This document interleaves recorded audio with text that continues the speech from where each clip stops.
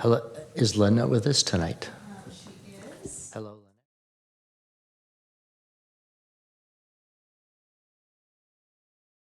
Lynette. Well, good evening, and I'm going to bring to order the October 16th, 2023 meeting of the San Carlos Planning and Transportation Commission. Welcome to all of the people here this evening in person and to those who are joining us remotely. Commissioner Castaneda is not joining remotely, and we have no teleconference requests per Assembly Bill 2449. That is correct, Chair. Very good. So with that, would you please rise and join me in the Pledge of Allegiance? I pledge allegiance to the flag of the United States of America and to the republic for which it stands, one nation, under God, indivisible, with liberty and justice for all. Roll call, please.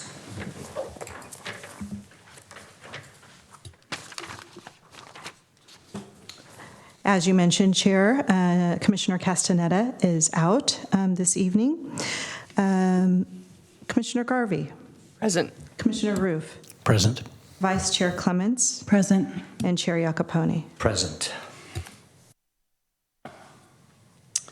Very good. We are entering the public comment item, pardon me, number 5 on our agenda. Public comment is limited to items not on tonight's agenda. The commission may briefly respond to statements made or questions posed as allowed by the Brown Act, Government Code Section 54954.2. However, the commission's general policy is to defer items to staff for attention or to have a matter placed on a future commission agenda for a more comprehensive action or report. And I don't believe we have any speaker requests here for public comment. Lynette, are any hands raised on the phone? Oh, through the chair, we have a new policy in place just for tonight's meeting. And if I may, I'd like to offer that to the commission and to those who may be listening on Zoom or through the city's web portal. We are accepting public comments in person, and anyone that's in this chamber room who would like to make a public comment for any item not on the agenda, they can fill out a speaker form or come to the podium here and speak.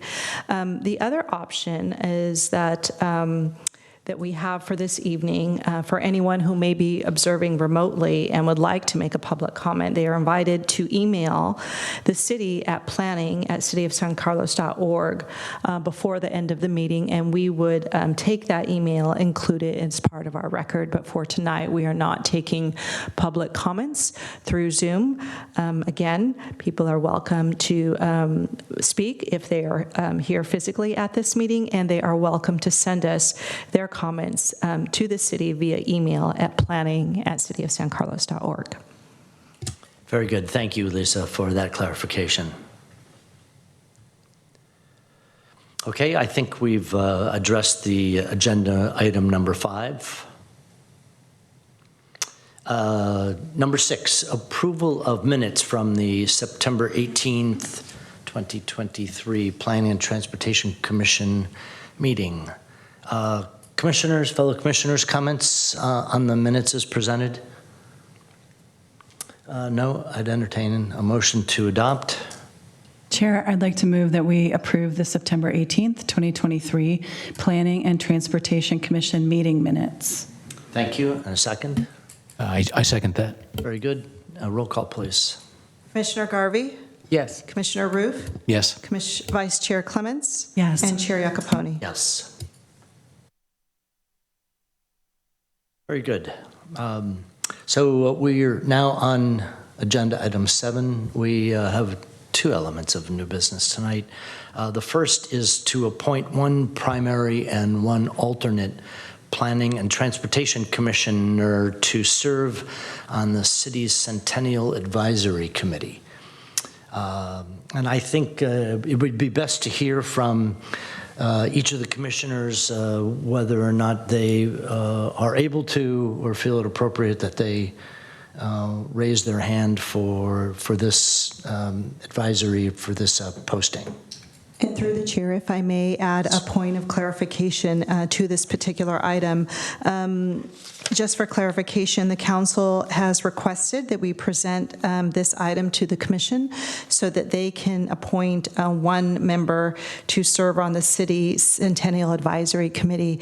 And although this agenda item on the screen here says one primary and one alternate, the actual recommendation is to make a recommendation for one primary and one alternate.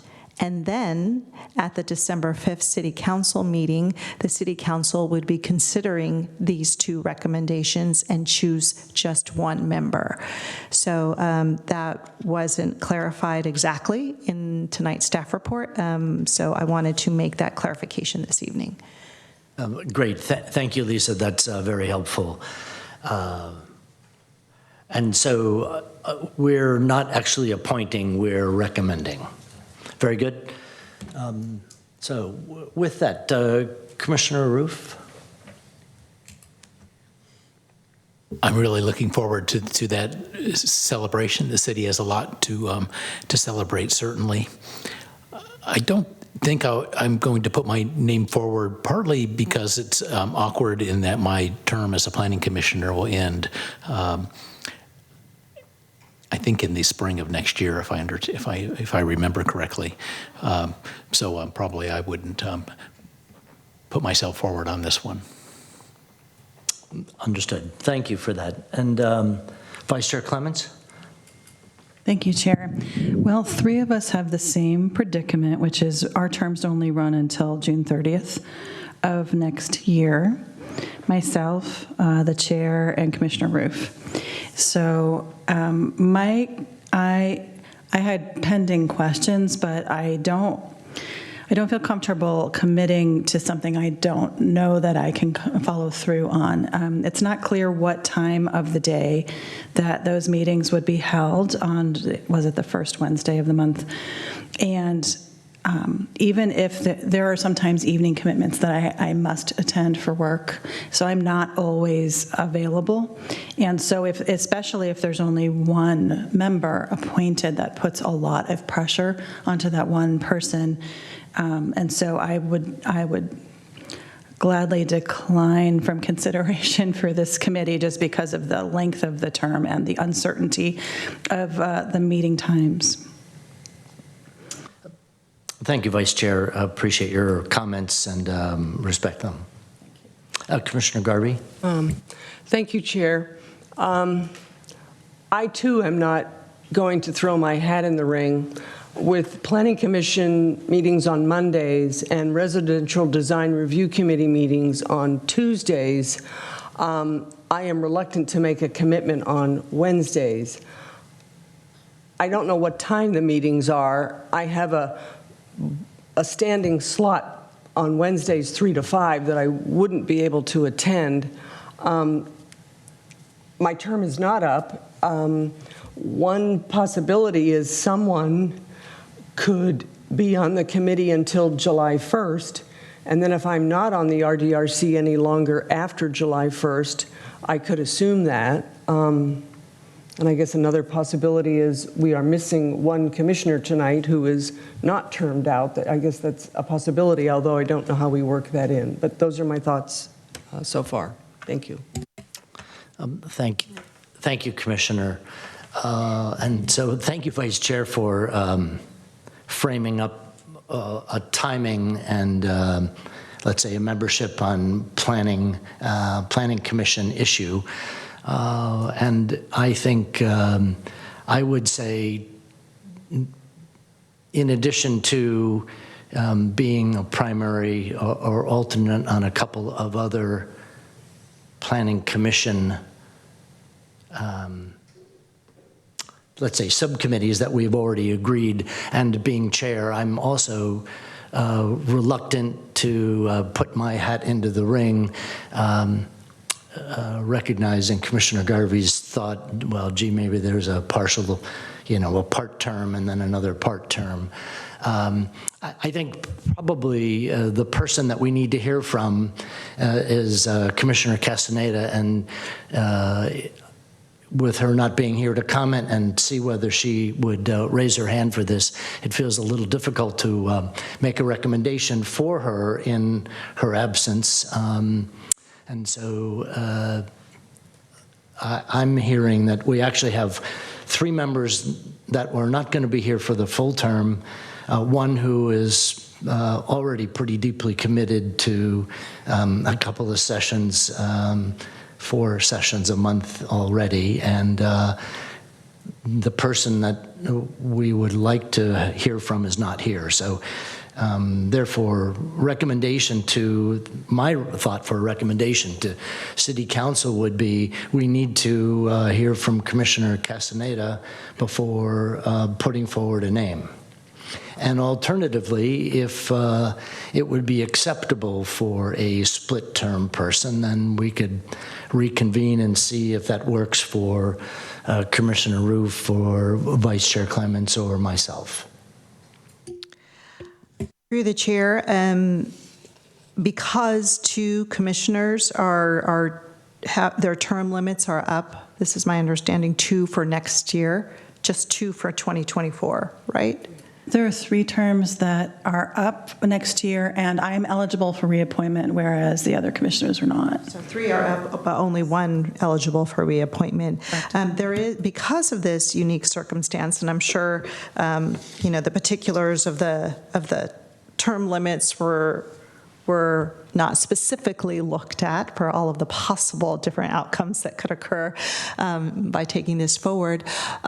We could definitely come up with an arrangement where 1 commissioner is appointed for the first half of the year until that term limit expires, and until or unless one of the members if their term, if they're interested in having that extended, because that's one case.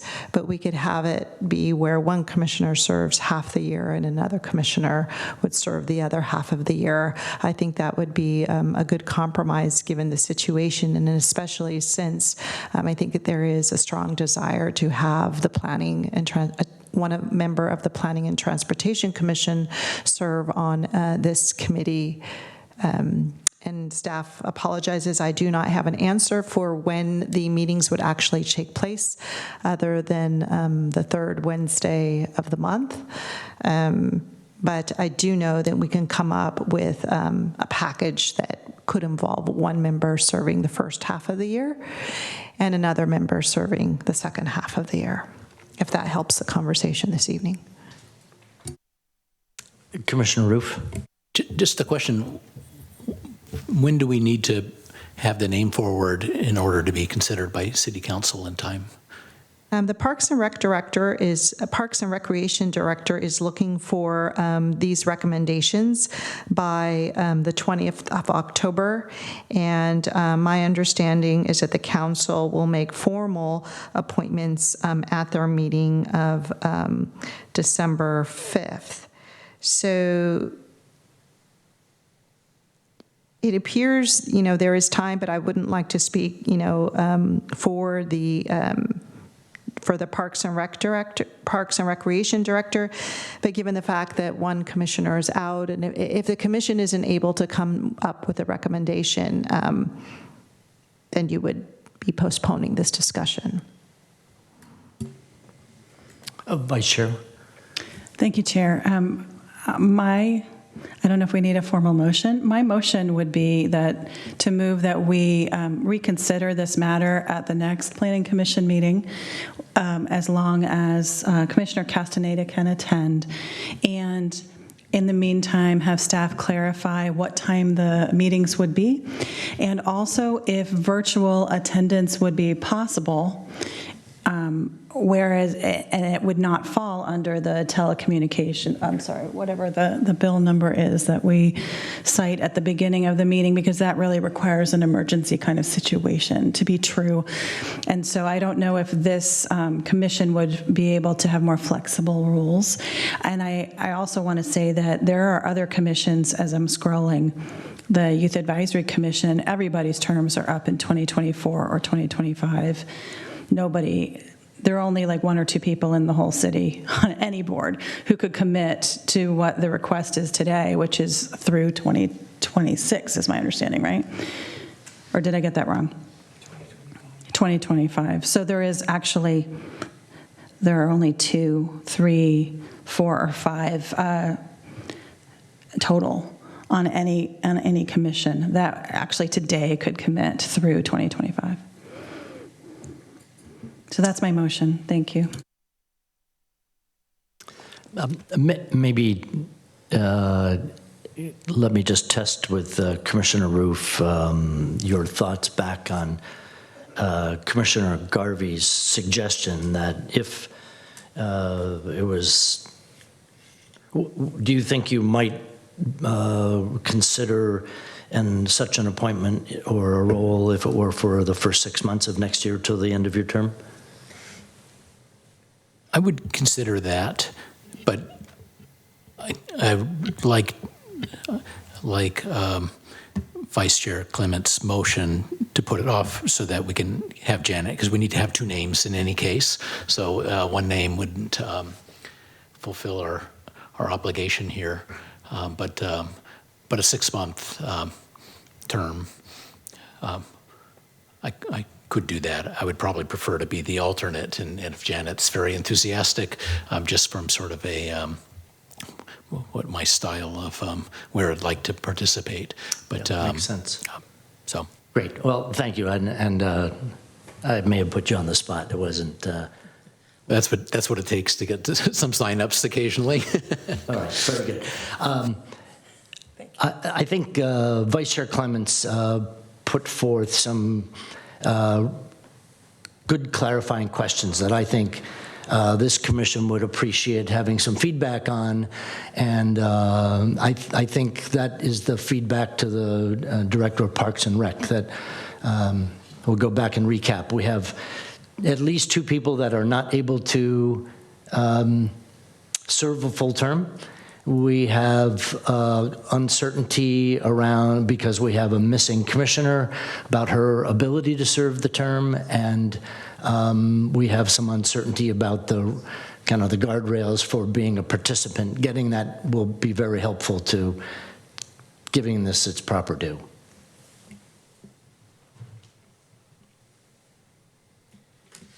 So I don't know if we Can need a I- motion or if we need a Can I second, offer- if we do have a motion. Can I offer a second to Vice Chair Clement's motion?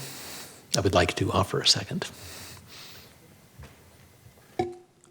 Okay, I'll take the roll. Very good.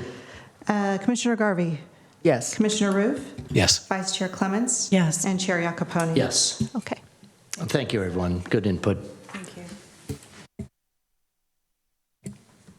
Our second item tonight, new business, is the Britton Avenue and the San Carlos Avenue sidewalk replacement projects. It's projects, yes? Yes. All right. Good. Well, one project for All right, 2 one locations. project, 2 places. Very Yes. good. Thank you. Good evening, Chair, Commissioners. Grace Lee, City Engineer. I'm here tonight with Manny Abukai with Bellici and Associates, and we'll be presenting the Britton Avenue, San Carlos Avenue sidewalk replacement project. The purpose of the project is to enhance pedestrian safety and connectivity. It is part of the Bicycle and Pedestrian Master Plan. It also meets the City Council's strategic goal of enhancing multiple alternative modes of transportation and circulation within the city.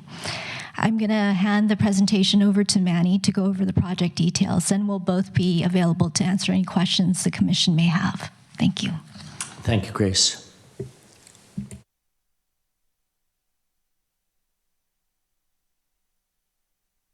Hi, good evening. Again, my name is Manny Abukai with Bellici, and the civil engineer consultant. So just as Grace was just mentioning about the project, basically, there's 2 sites, 2 sidewalk locations within Britton Avenue, and we also have in San Carlos Avenue.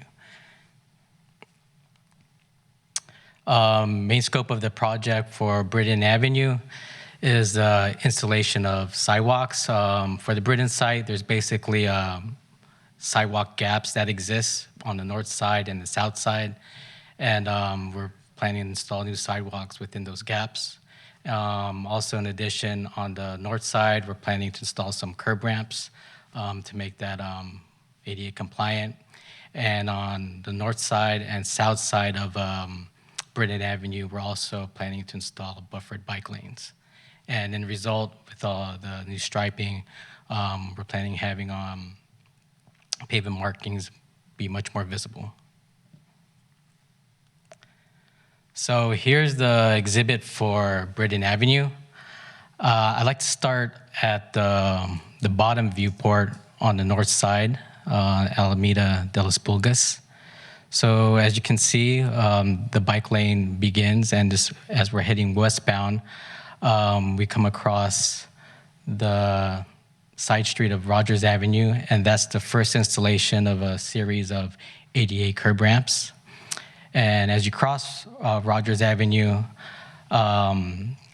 there's an existing concrete wall where the sidewalk had to jump out a little bit to protect and place that pretty big existing concrete structure. And in doing so, as the sidewalk is jumping out into the road a little bit, we are able to maintain a standard sidewalk width, a standard bike lane width, standard travel lane width, but in result, the bike buffer is going to be tapered down to a narrower width.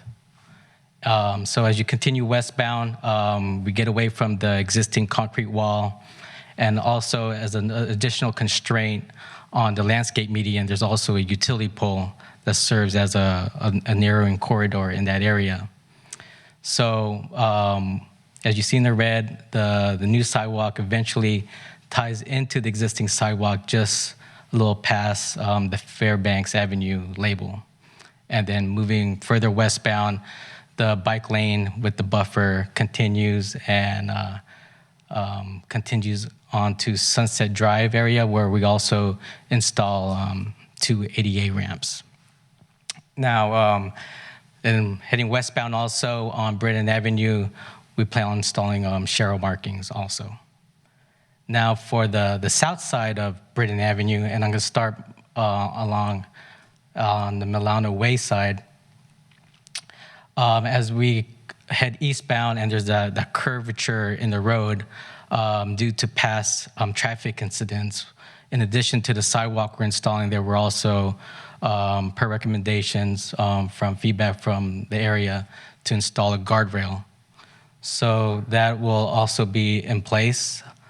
And as we move eastbound, along with the sidewalk and again the bike lane and the buffer, some impacts will be to the 2 residential driveways that are within that area.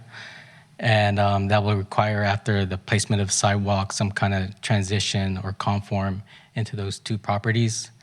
And then heading further east, the new sidewalk eventually ties into the existing sidewalk, just where that nose of that median is located.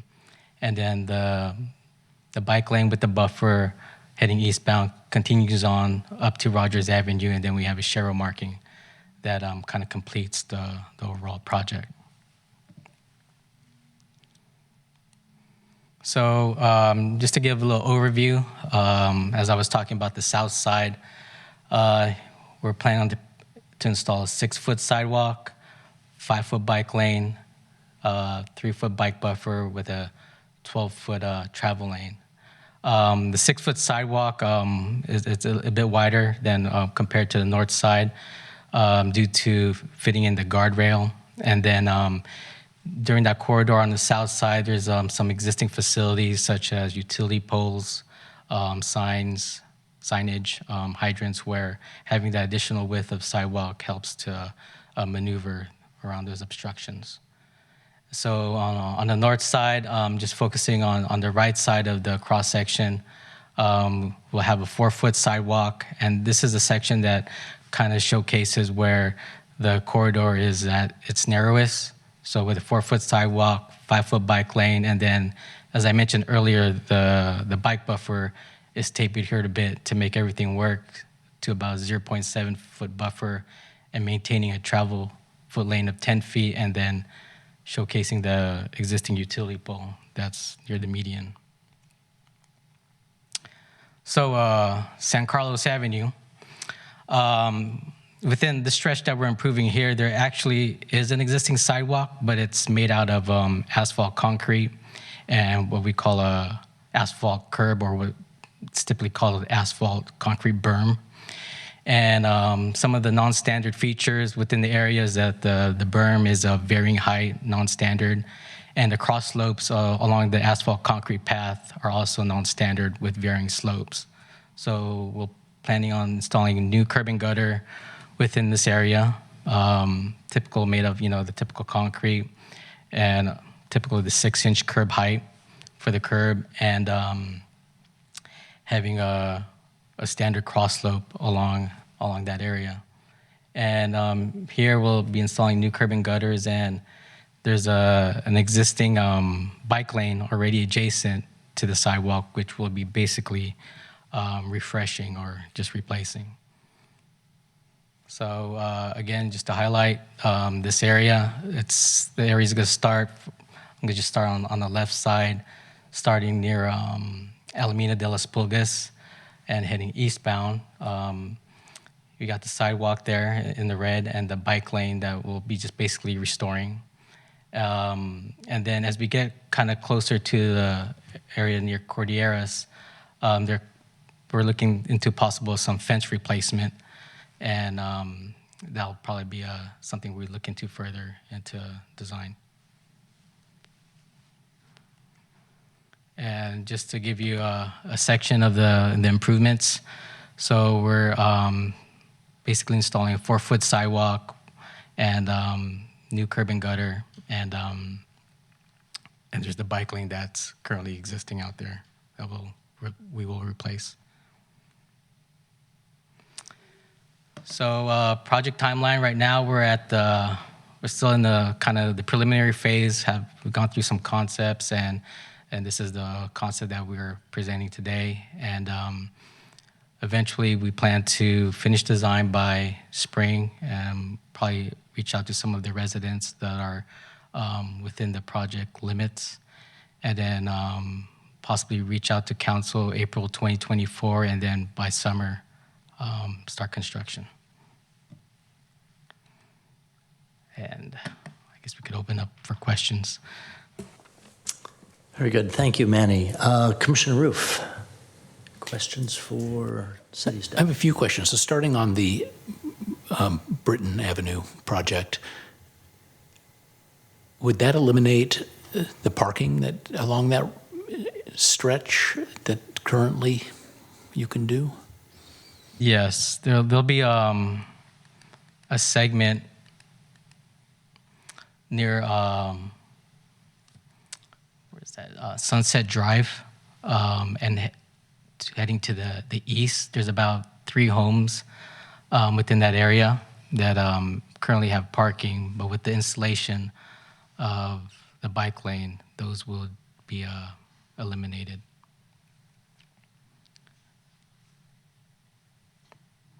And I gather that the geometry doesn't allow for any of these inset parking places like we have along San Carlos Avenue. Meaning that we would install like a parking space within like the driveway area. Well, along San Carlos Avenue, there's the travel lane, there's the bike lane, and then there's some I don't want to call it bump-ins, parking spots for parallel parking along the street. I know that in some cases residents wanted those, in other cases not, but I was curious whether the geometry here could accommodate that if otherwise taking away residents' parking in front of the house can sometimes cause anguish. Yeah, within that area, there is. I think part of the goal was there's existing sidewalk that's currently there, and to consider that bulb out in would alter the design in a big way and cause probably even more disruption to the residents over there. But for what it's worth, I've been there a couple times in the field, and it seems that within those 3 or 4 homes that are out there, the on-street parking in that area doesn't seem heavily used. Yeah, I have that impression too. It's not a very nice place to park. But I guess I would distinguish between a big revision to the plans is one thing. Physically not being able to fit is another answer. But so if it's physically unable, if in the city right of way there's not room to have a bike lane and a sidewalk and a bump in parking, then that would constrain the situation. If the plans have to be redone, that's a different. Of course, that's a different. Yeah, but that's addressable. and yeah, I was also looking into the bike ped master plan of the city, and within this area, it's also designated within the master plan that parking to install some bike lanes within this area, parking was expected to be removed to help implement that. I can also chime in for this location. It is true that it's not very well parked at all. For the site visits that I've been out there, and also the Google Earth images, but it's also because of the buffered bike lane that we're not able to fit in parking in this stretch as well. And we have reached out to the property owners along the project area, heard back from 3 property owners. They were mostly in supportive, did not talk about concern about losing parking. We will continue to do outreach. This is preliminary drawings. We're continuing to revise and finalize it.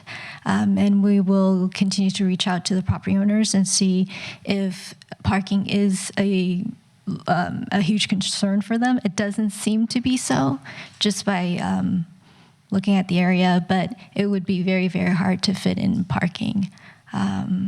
And it is true that along the corridor, well, not Britain, but for San Carlos, it is giving up parking for buffered bike lanes. So for Britain, certain areas are really wide. This area, not so much. Okay, thank you for that. When there's an opportunity, I have a question about the San Carlos project, but if anybody have any other thoughts, maybe on the Britain Avenue. Commissioner Garvey. Thank you. No questions. I just really liked the high visibility bike striping on San Carlos Avenue. I thought that was a really good idea given the traffic and the desire to have bicycles on that road. I liked that. No further questions. Thank you, Commissioner. And Vice Chair? I had, a basic question. There is a reference to a green box in intersections. Does that mean the green kind of stagger, what's the right word? Dotted line, if you will, of where the bike lane will go, but it's porous, if you will, through the intersection? What's a green box at an intersection? This was mentioning bike box. Is it the bike box? Yes, there are bike boxes, green bike boxes at intersections. I have no idea what that is. So there's actually one on San Carlos Avenue at Alameda where where there's the entire travel lane is a green bike box before the intersection, meaning the cars would stop before that box, and cyclists gets to go in front of them so that they can get ready for if they need to turn or not. So it's a box drawn on the pavement where only a bike is allowed. Is that what you're trying to say? Yeah, so the cars would be stopping before the box so that bikes are allowed to get in front of them in case they need to make turn movements. So it's safer for them instead of being hidden on the side. Thank you for that clarification. So again, you said these are preliminary drawings, and that the other question was just taking up the parking question. So you did reach out to it looks like only a couple of parcels affected on Britain on the top illustration on the right near Sunset Drive. Are there other locations? So if you could point out, are there other locations in which parking will be affected? Because I'm having a little hard time understanding the nuances of this diagram. And then again, what your outreach curriculum looks like when something like this occurs.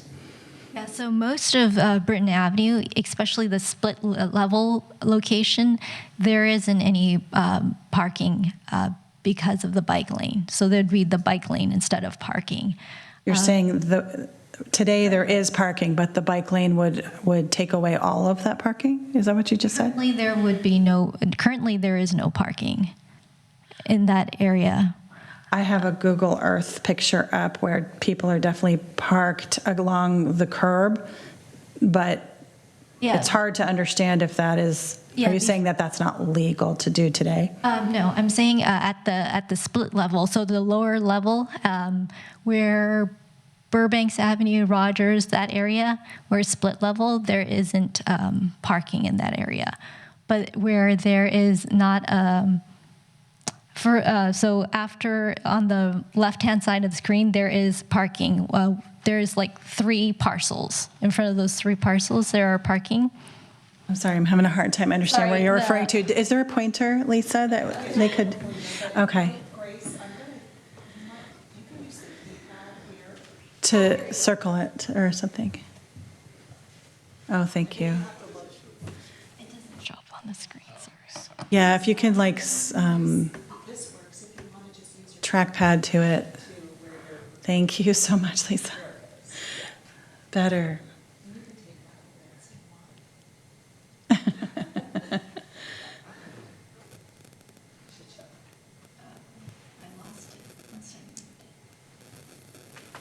There it is. So right here, is it these 3? Oh, That are, I was referring to this area. Oops.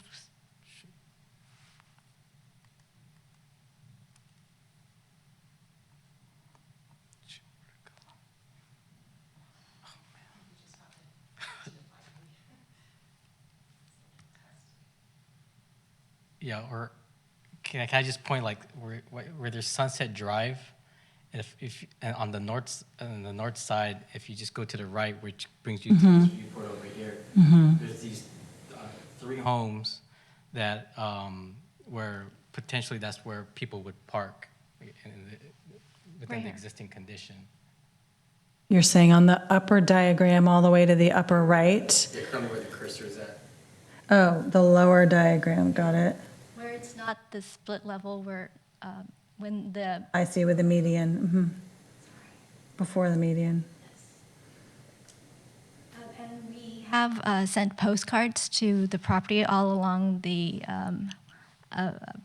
project boundary that are affected, encouraging them to reach out to staff and also attending this commission meeting. But we'll also continue to reach out to them and let them know what sort of improvement we're proposing and hear their feedback on that.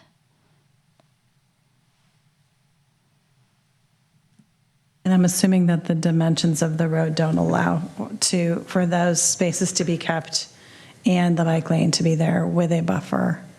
Is that the case? Okay. Thank you, Chair. You're welcome. I'll have a question and then back to you, Commissioner. In the, Manny, you mentioned, and I'd say I'm quite familiar with this stretch of road, from that concrete wall, that kind of ribbony concrete wall that's between Rogers and Fairbanks. In some places, it's actually not in great shape. Like, it's pretty crumbly. So are we gonna do anything about that as part of this project? Well, during design, yeah, that was a definite feature we were looking at, but I think due to budget constraints and the amount that would be needed to remove and then replace that wall, the budget would be exceeded, and we were therefore looking into ways of maneuvering around the wall. And, yeah, go ahead, Grace, please. Chime in a little more on that too. And you do see the wall is actually several walls at, Yes. at some point. Yes, correct. And we were looking into how we can modify the wall. And then it got to the point where we weren't sure what was behind the wall after. So it snowballed into a lot bigger scope than we wanted to. So we wanted to concentrate on the sidewalk. And that's why we kind of left that as is and moved so that, see if we can fit everything within our right-of-way. That wall, because it's several walls, it might be depending on each other, and we can, when we've touched the lower wall, we might need to touch the larger wall, and then there's a neighbor's fence on that wall, and then whatever's behind that neighbor's fence on that slope. So we were worried that it would snowball into too much of a scope for this project. And so we're refocusing back on just the sidewalk. Okay. Well, you know, your role is to bring your engineering expertise, and I'm not exactly sure what kind of advice or opinion you take from this commission. My input would be the choice that you just described results in a wall that is going to have to be replaced at some point, and probably not like within the next decade. I mean, my eye tells me it's old and it's already broken and crumbling in a bunch of places. So that'd be first point. The second one is it results in a narrow sidewalk, a 4-foot instead of a 6-foot. And the third is it results in a narrow bike lane. And so I just wonder if that's the right project scope for that stretch of Britton Avenue for a long-term master transportation corridor improvement project. It feels working part of it, but not the core of the issue, which is that is not a safe stretch at all. And, you know, you're going to go on back in within the next decade and work that hill again. So I'm not sure if that's city money well spent now versus later. That'd be my input. Commissioner Roof. I guess my question is regarding the San Carlos project. And there's this long fence along there, redwood fence, that's in different styles. So that made me think that that's privately owned, and is that private property on the other side, where that fence is and on the other side? Because that's where the creek is, Cordilleras Creek is, so I'm just curious how that works. It's definitely private property on the other side. Whether that fence is on right-of-way or private property, that's right. That's still, I think some might be encroaching into the right-of-way, but those are fences that are constructed by the property owners, and that's why it's mismatching. We have, as part of the eucalyptus tree removal project, replaced a few segments of those fences just because we needed access to, and as part of this project, there is a section that we would need to look at having to replace it too. Okay, that's helpful. There'll be a second part to this thought when we get out of the clarifying questions and into the discussion. But that's my clarifying question. Thank you, Commissioner. Commissioner Garvey, Vice Chair? No further. No further questions. Thank you. I have maybe one follow-up on the San Carlos Avenue project. I expected to see the installation of a guardrail there just being, but only because I've seen the fence missing and I thought it was from vehicular impact, and knowing that on the other side of that's like a hole. So did you consider guardrail along there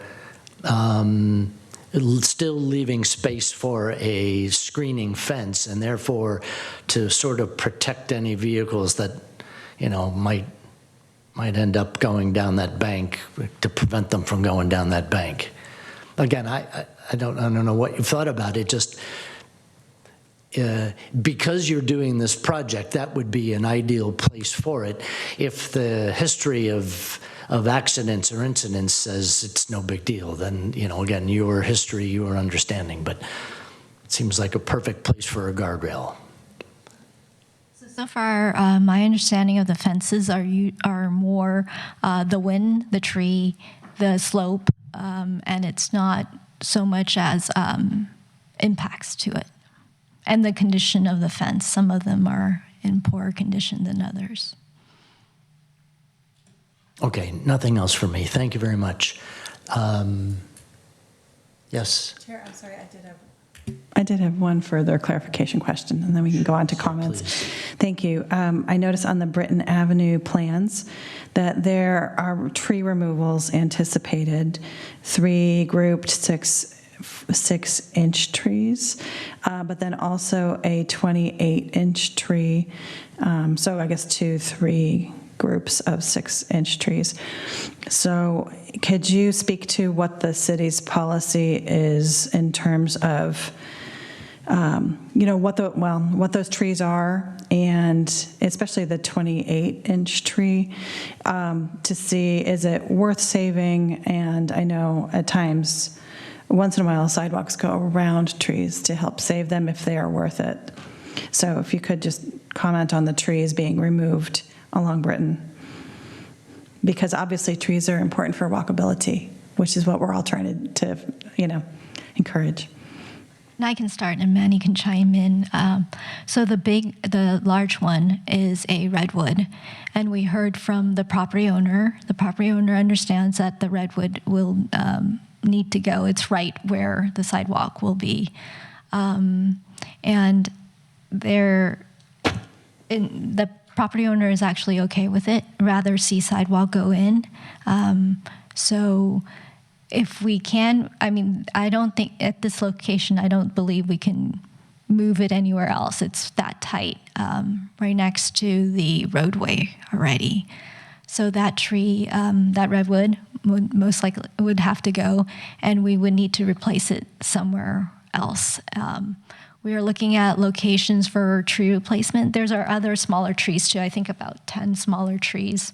I don't think they're protected trees. They're palms, and so the other ones aren't protected trees. But we will still look for locations where we can put in trees, shrubs, where the fence is, between the fence and the sidewalk. There is a little bit of space that we might put in some shrubs, not a good location for trees. The median, there could be some space. Again, the slope makes it really hard for trees.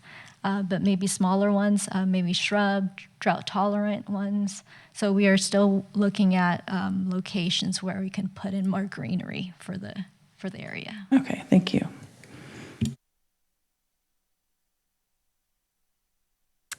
Very good, thank you. I'll just check, but I think we're through with our questions and comments. And as this is a presentation, I think we'll move to public comment. Okay, very good. I don't see any public comment here in the room, but we can check any public comment. If you'd like to approach the dais and introduce yourself, and then you're more than welcome to make a comment. Hi, I'm Elaine. I'm one of the properties that's being affected on Britton Avenue on the south side. And I believe that's our tree that was being referred. I had a question about crosswalk and what the plan, I didn't really see what the plan would be to be able to cross from the north side to the south side of Britton. Thank you. Is that something that you can respond to or here this evening? Can you talk about the crosswalk between Milano and Alameda? Is there any planned?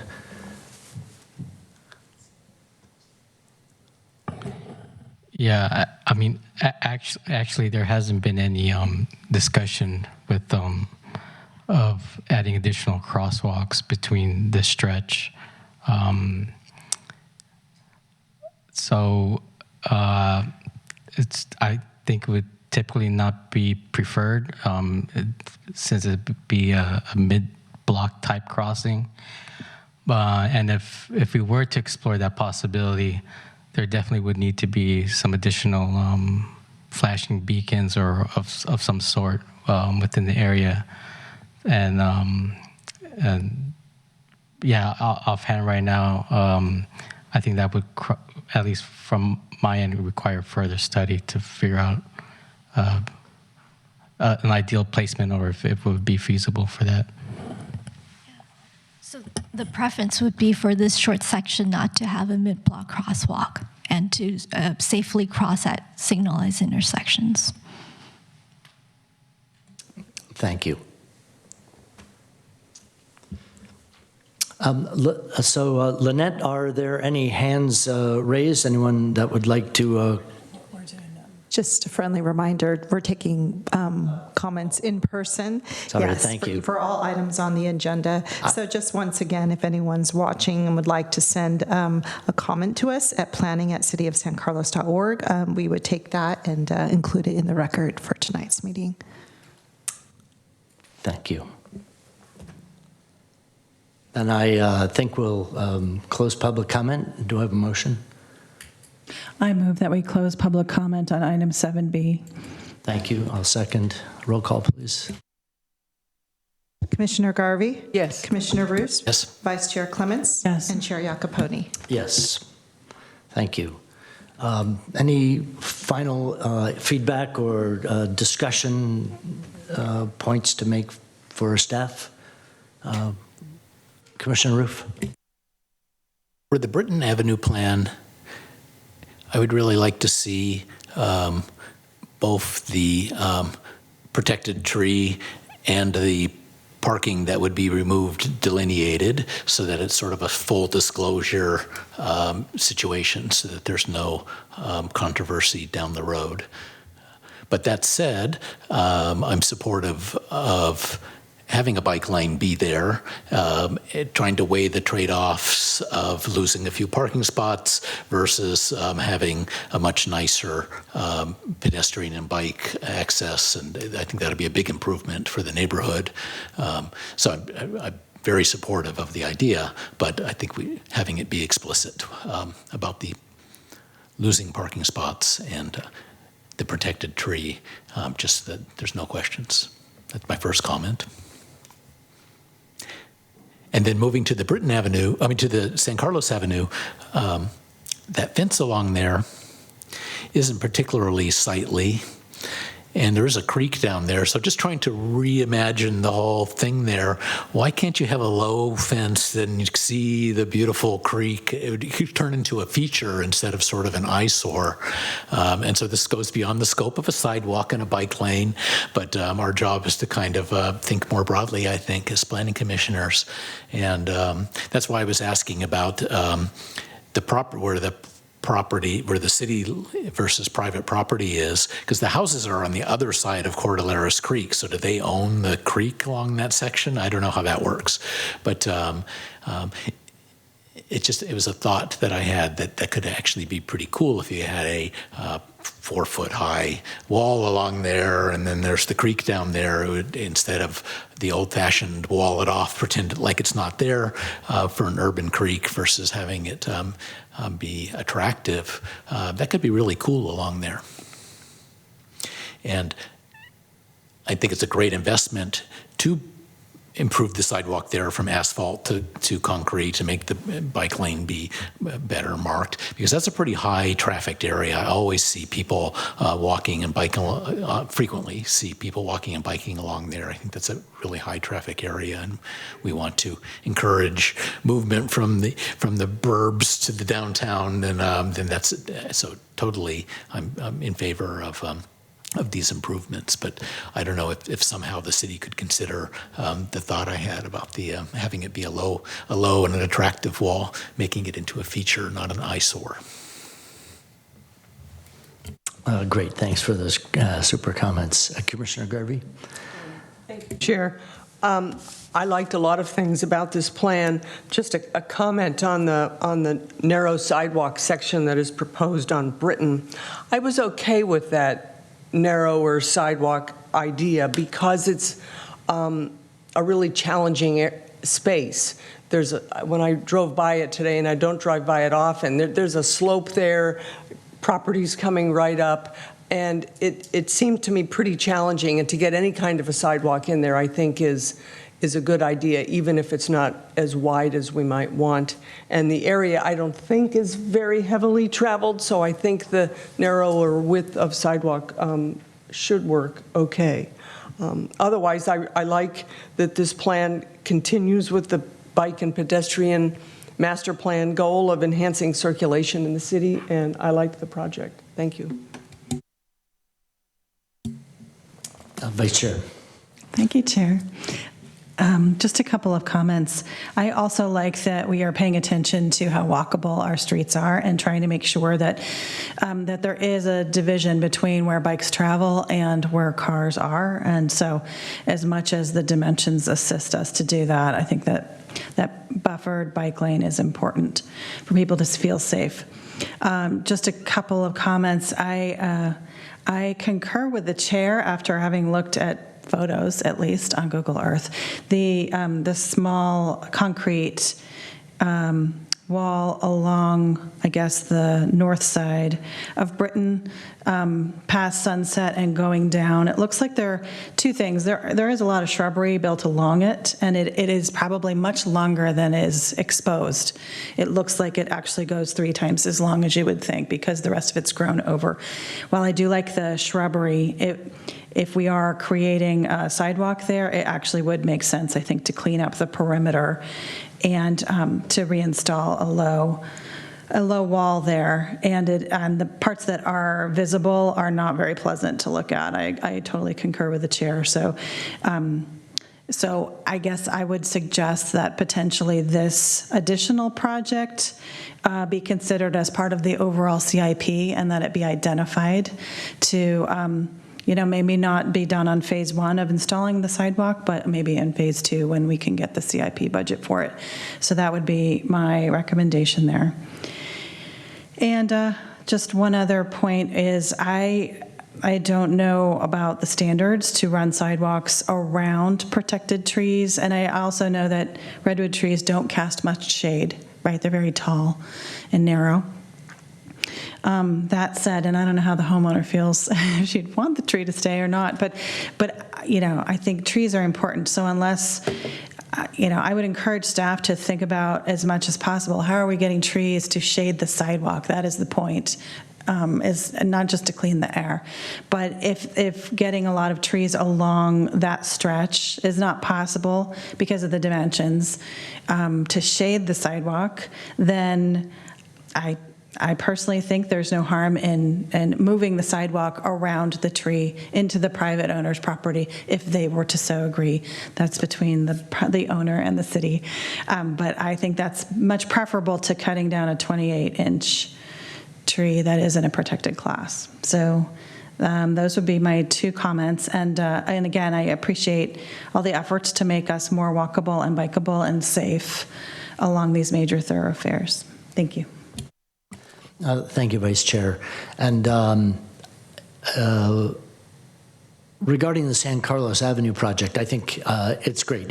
It will finish off the work that you've begun, and it will make that both safe and accessible on both sides, the north and south side, from downtown all the way over to up and around the corner toward Belmont. And so well done. Or at least that very heavily traveled place around the corner from Cordilleras and from Alameda all the way in between that. Very good. So supportive of that. And I'm personally delighted with the Britton Avenue work. And I think Commissioner Roof touched on something that I think is very important, which is, and maybe it's in the spirit of what Vice Chair Clements said, from Britton Avenue, from Alameda all the way up to Crestview is very heavily traveled. People coming from 280 down the hill, people commuting, what have you. And the berm in the middle that you mentioned is sloped, has got some pines in it that are probably not long for the world. We've cut down a couple of them. There's probably more coming. So imagining that as a part of a city corridor that's very attractive, rather than in addition to the sidewalk and bike project that needs to be fixed, the median, both berms, with trees that shelter, I think would be in the city's best interest and part of a richer plan. I really like that idea. We're imagining, for example, both industrial and Old County is being tree lined, and Britton is as heavily traveled by people within and outside the city, so why not there too? And I think I made my thoughts regarding, as budget permits, it would be really great to replace that wall and widen the sidewalk. And I, for one, know a lot of people use that stretch of road and more would if it were safer. It's just not now. So that's my input. And can't wait to see it. And I think we've closed out this agenda item.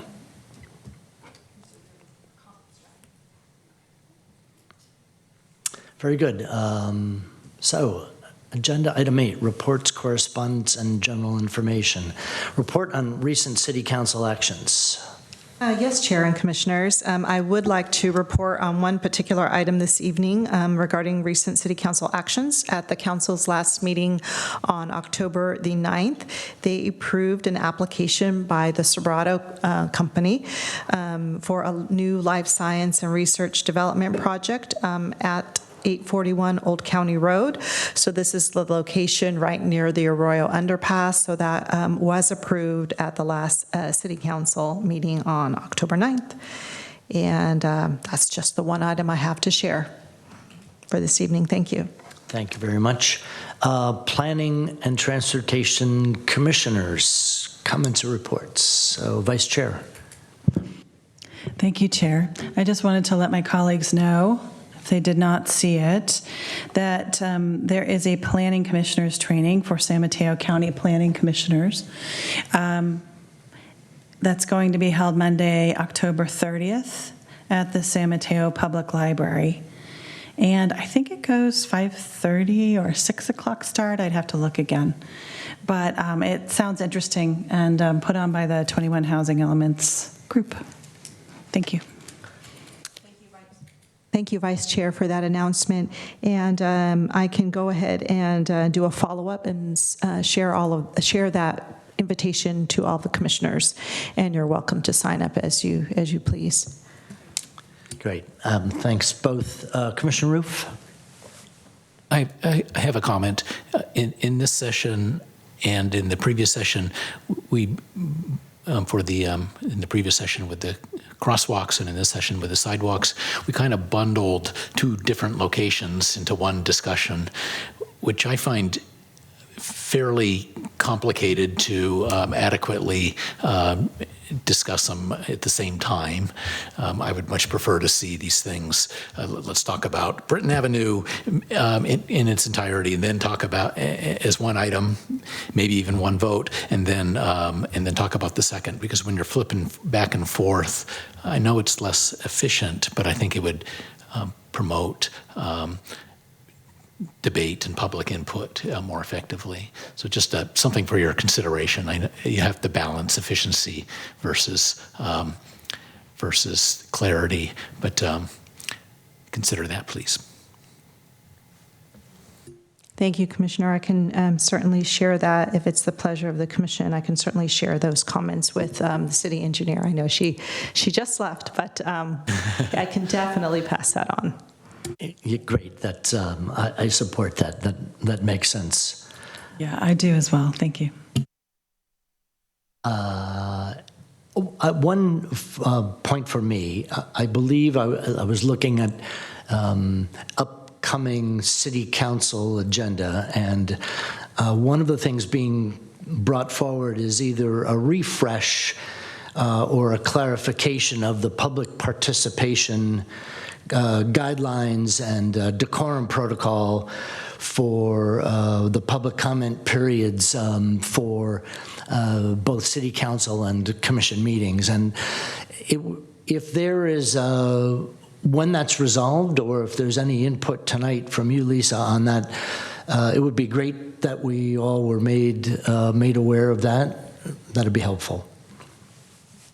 Thank you, Chair. Absolutely. And I can share that today there was a city council special meeting held in the afternoon where that, amongst many other topics, were discussed. I did not attend that council meeting today, but staff is aware that the council was taking up this matter, and it's my expectation, anticipation that we would be getting news about this in short order and in time, especially for our next regular meeting on November the 6th. And I can certainly update the chair and the full commission on that so that the commission is aware of what would take place in the matter of public comments at the next meeting. Great, that'd be very helpful. Thank you. Item C, correspondence. Staff has none this evening. Thank you. And item D, planning staff comments, reports, and updates of current projects. Yes, Chair and Commissioners. I would like to share that the next regular meeting of the Planning and Transportation Commission is scheduled for Monday, November the 6th. And on the agenda, what we have is 501 Industrial, which is the proposed hotel by Indigo that the Commission may remember. That's been in the works for some time. So that will come forward. And in addition to that, staff will be bringing forward a series of zoning ordinance amendments, particularly focused on compliance with the County of San Mateo's Airport Land Use Compatibility Plan. So their compatibility plan was updated in the recent past, and it has been some time since then that our zoning ordinance referred to their prior plan, which I think was around 2009 or several years before. So the matter came up in the context of the recent changes we made pursuant to our housing element, so we wanted to get our zoning ordinance into compliance on that. So what you'll see will be a series of amendments focused on airport land use compatibility and really referring to that airport land use compatibility plan. So that's something that they are requiring and asking us to do. So we will be bringing that forward on November 6th. And then last but certainly not least, we also will be having a study session with the Commission to discuss proposals and ideas regarding objective design standards for mixed use and multifamily properties. So the Commission will recall that you've had quite a few study sessions regarding single family, and now we're going to be moving over into the mixed-use multifamily arena with respect to objective design standards. So that's for November the 6th.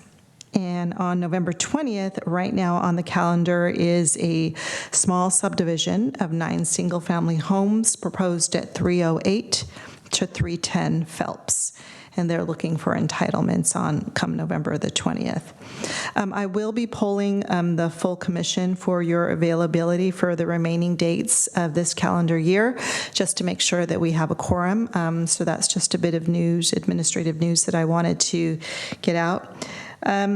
The other thing I wanted to mention is that, just as a reminder, we are hoping to hear back from the state Department of Housing and Community Development in regards to our housing element, and we are due a letter on October 24th, so that'll be 1 week from tomorrow.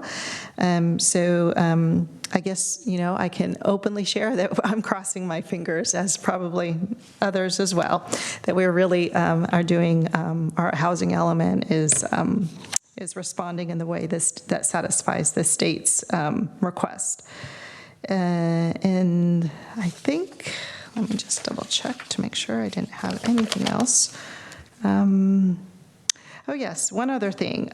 We don't have the dates yet, but we are looking to host our next civic engagement relative to the Downtown Specific Plan project in the early part of December.